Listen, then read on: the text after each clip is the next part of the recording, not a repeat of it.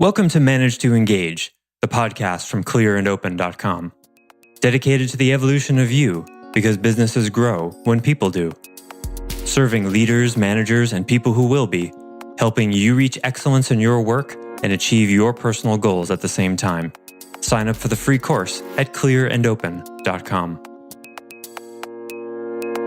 One of the primary governing dynamics of growth is the ability to not know and wholeheartedly embrace, I don't know this, I'm not good at this.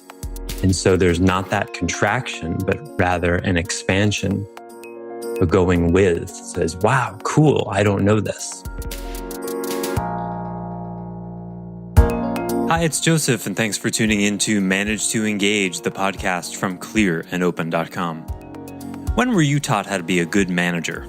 I know I didn't learn that in public school or even college.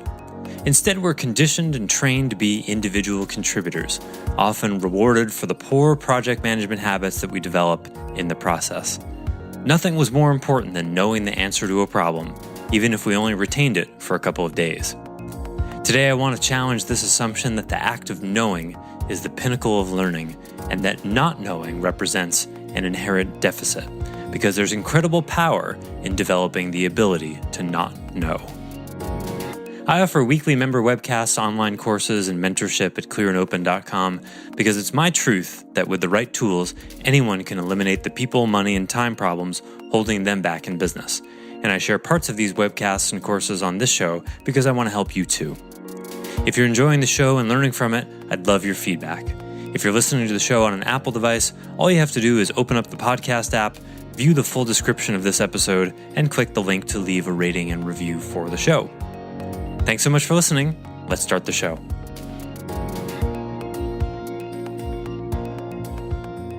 I wanted to talk for a little while to try to conclude things as best I can. And I'd love to hear from you about questions you have that are remaining and or what you got out of the course that was most significant for you that may spur some additional discussion. But I was reflecting this morning, thinking about what to talk about today, and the oft-used phrase came to me that people don't quit their jobs, they quit their bosses. You guys heard that one before? And what I love about pithy sayings like that is that so often they capture a whole lot of wisdom in a very little space of time without even really realizing it. But there's actually quite a lot to be said about that. You know, why is it that people quit their bosses rather than their jobs? It speaks to how context is more important than content, right? It's a complex philosophical idea of context and content, but there it is, just in that one idea. The same way people listen to how you say something more closely than what you say. That's context over content. So, but when you think about that as a manager, the amount of pressure that is on you, that the employee every day is either re-choosing you or not, rather than the job or not, that's kind of uncomfortable, isn't it? Or if you're at the top of your org chart, that the success of your business as it pertains to your employees and their performance, which is quite a lot. You know, you could argue everything depends on how good you are as a boss, not how you carve up the responsibilities and what tasks you give them, what jobs there are to do, but actually how you are as a boss. That's pretty intense. That's intimidating. And then you add on to that all that training we got on how to be a boss and, you know, beginning in high school and certainly in college, because knowing how to be an employee and how to manage employees is, you know, some of the most important things in our world. Of course, it would be part of the compulsory curriculum of any mainstream education. No, not at all. In fact, it's not only neutrally problematic, but all of our years of education train us to be individual contributors and get stuff done. We're not even trained, not only not in the skills of management, but we're not even trained in the thinking of management. I remember in my education, I remember the first big paper we wrote, it was the Endangered Species Report. I think that was sixth grade, seventh grade. And you had to submit a plan. Like this was the animal I've chosen, and here are the sources I'm going to use. And then there was, a couple of weeks later, an outline was due, and they really walked you through the whole process. That's cool. And then I don't think they ever did that again, right? And so, in other words, there was nothing guarding against you project managing your work terribly, right?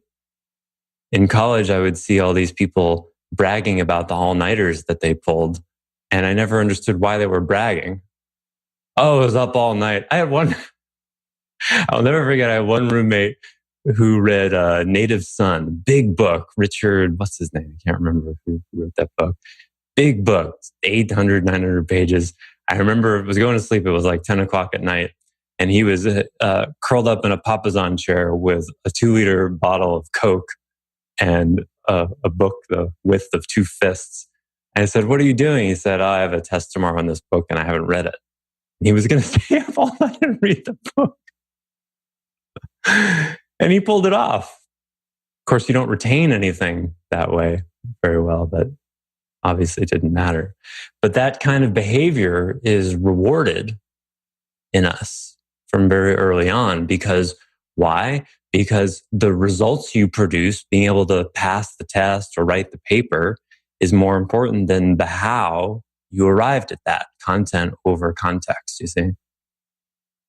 Or, if you're in a class and the teacher calls on you and asks you to answer a question and you don't know the answer, well, that'd be considered a bad thing in content. But the way you related to that you don't know and what you did with that I don't know, that's really where the juice is. I don't know, and I really need to look at my study habits, or I don't know, and I'm incredibly curious to find out. Here's 5 questions I have. Here's 5 things I could do to find out. The relationship to that I don't know, that's never rewarded. So what's inculcated into us is that I don't know is bad and knowing is good. And hence you have a society who's terrified to be vulnerable, because anytime you come across the threshold of your limits of your knowledge, limits of your skill, limits of your awareness, there's this contraction that happens of, oh no, I'm going to get found out that I don't know something. Because you're supposed to know everything? Well, that would be ideal, wouldn't it? And that would be the preference, or at least to never be in a position where you're on the spotlight and not knowing something. But a moment's reflection reveals that the moments where you're at the threshold of your limits of knowledge, skill, or awareness, that's precisely where you learn and grow. So why do we avoid it again? Shame, as we discussed. So that's where shame resilience comes in. And one of the primary governing dynamics of growth, if not the governing dynamic of growth, is the ability to not know and wholeheartedly embrace, I don't know this. I'm not good at this. And that's the reality of it. And it doesn't say anything about my value as a human being. And so there's not that contraction, but rather an expansion, a going with. It says, wow, cool, I don't know this. Where do you feel that connection comes in between how you value yourself as a person with what you know? Because that's very strong in me. Like if I feel like I don't know something technical or whatever in my work, I mean, I'm like, wow, like it hits me right in the shame for sure. But I don't know what are your thoughts on where that comes in? Well, I'm not 100% sure what you're asking, but let me speak to it and maybe I will get to it. I know it's a tricky thing to ask about. So what I would say, the first thought that I had is having a shame reaction is not the problem, nor should that be something you want to avoid, right? So if there's a moment where you don't know something and you feel like the contraction, don't try to not make that happen. That's what Buddhists would call putting a head on your head, or it's like thinking about not thinking. There's not going to be any results there. So that's what I love about Brene Brown's term. I think she made it up, shame resilience. Because shame resilience it's not like shame avoidance or shame immunity or something. It's that the feeling of shame can be there and you're resilient to it, right? You have the presence of mind to be able to feel, okay, some part of me feels like I'm worthless because I don't know this. And I know that that isn't true. Now you're in differentiation mode.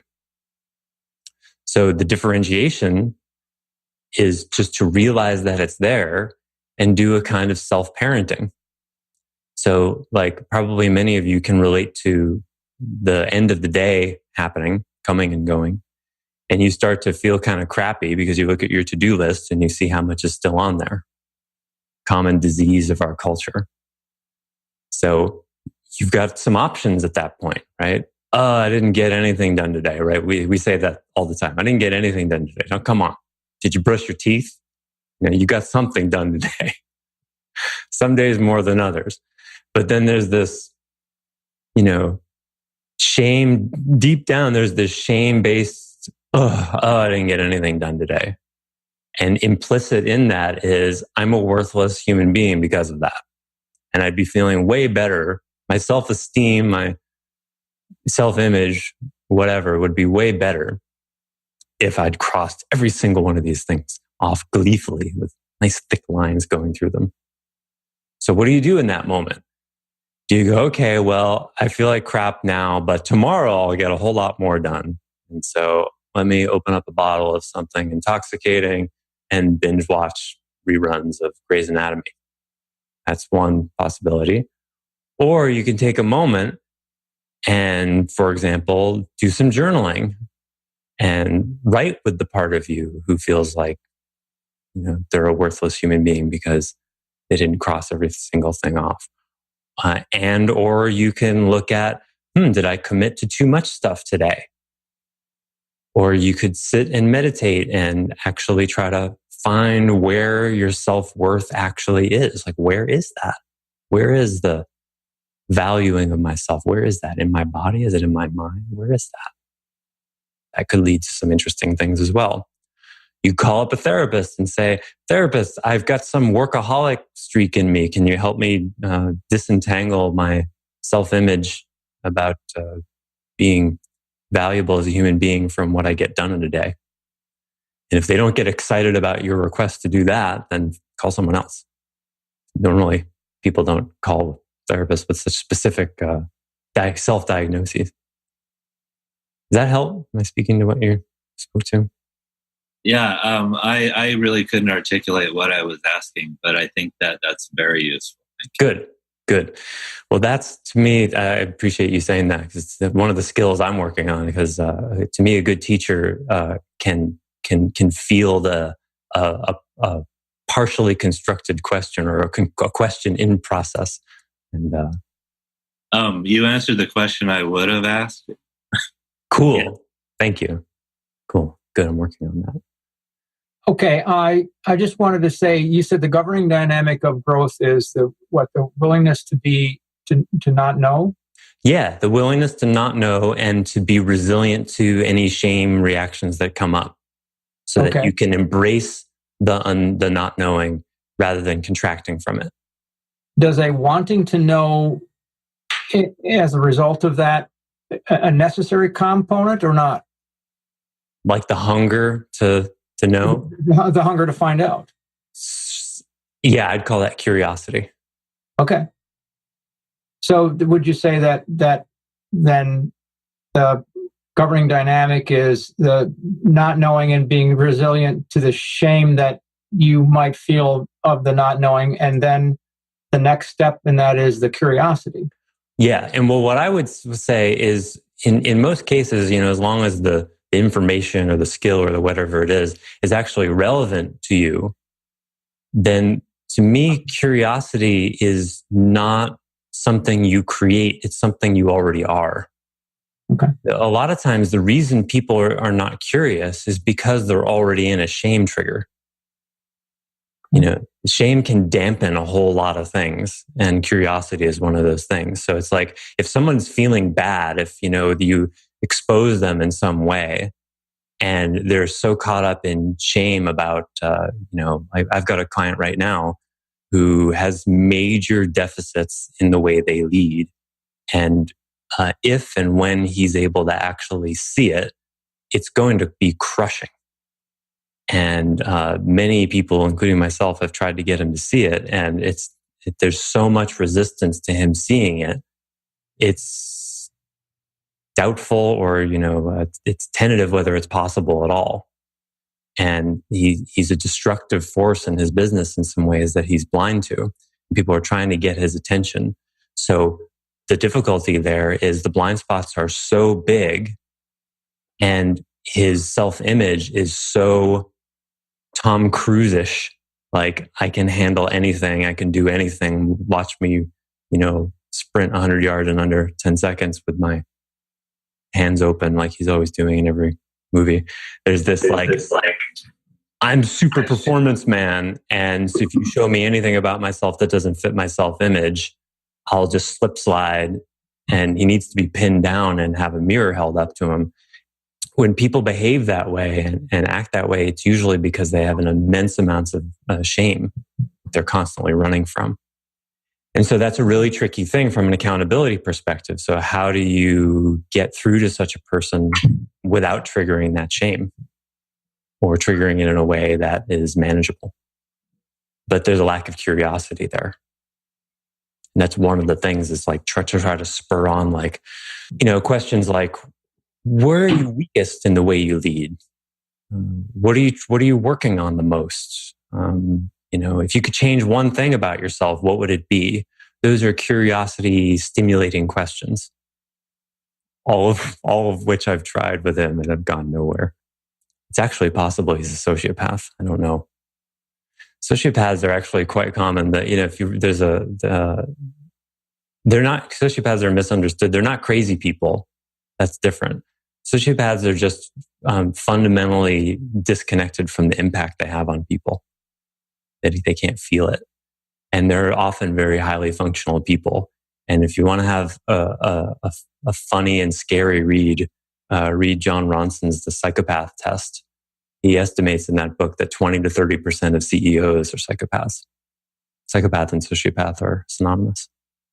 And that between 1% and 4% of the population in general. That's kind of a lot, right? That's a lot. So I've worked with someone for a year before I found out that they were a sociopath. Just the wires don't connect.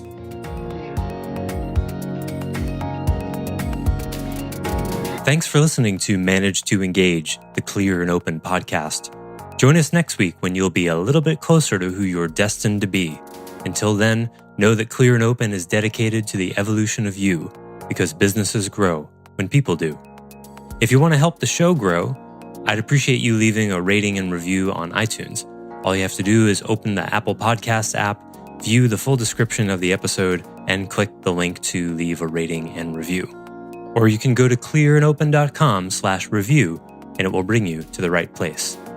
If you're looking for more support on your journey, head over to clearandopen.com for even more tools, articles, and free resources. Thanks so much for listening. Bye for now.